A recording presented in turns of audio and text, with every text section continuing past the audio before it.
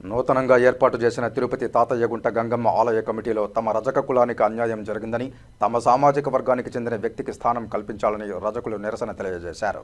ఈ సందర్భంగా స్థానిక రజకుల నాయకుడు మాట్లాడుతూ, గతంలో ఆలయ కమిటీ ఏర్పడినప్పుడల్లా రజకులకు స్థానం ఉండేదని, కానీ ఈసారి కొంతమంది రాజకీయ నాయకుల స్వార్థం వల్ల తమ రజకులకు అన్యాయం జరిగిందని ఆవేదన వ్యక్తం చేశారు. తామంతా ఏకగ్రీవంగా తమ రజక కులానికి చెందిన వ్యక్తికి స్థానం ఇవ్వాలని ప్రతిపాదించామని, కానీ తమకు అన్యాయం జరిగిందని, తమకు అవమానం జరిగింది కాబట్టి అమ్మవారిని వేడుకునేందుకు వచ్చామని తెలియజేశారు. వెంటనే జీవోని సవరించి రజకులకు అవకాశం కల్పించాలని ముఖ్యమంత్రిని, జిల్లా ఇన్ఛార్జి మంత్రిని కోరుతున్నామని తెలిపారు. తమ రజక కులస్తులకు అవకాశం ఇవ్వకపోతే రజకులందరము కలిసి ఆలయ కమిటీని బహిష్కరిస్తామని హెచ్చరించారు.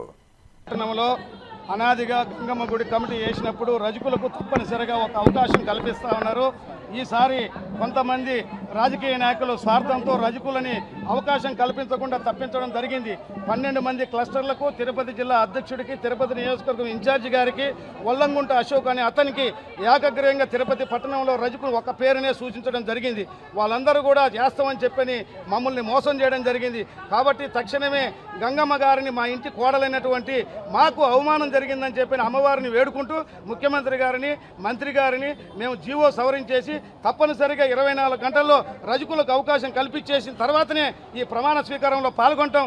లేదంటే ప్రమాణ స్వీకారం రజకులు లేని పాలక మండలిలో మేమందరం కూడా పాల్గొనమని చెప్పని, రజకులందరం కూడా పాలక మండలి ప్రమాణ స్వీకారాన్ని బహిష్కరిస్తామని చెప్పని తిరుపతి పట్టణం ఉన్న రజకులందరం కూడా ప్రతిజ్ఞ చేస్తున్నాం. మా యొక్క గంగమ్మ తల్లి మా కోడల దగ్గర, మా యొక్క ఇంటి దేవత, మేము పిలిస్తే పలికేటువంటి బంగారు తల్లి అయినటువంటి మా గంగమ్మని మాకు లేకుండా దూరం చేస్తున్నారు.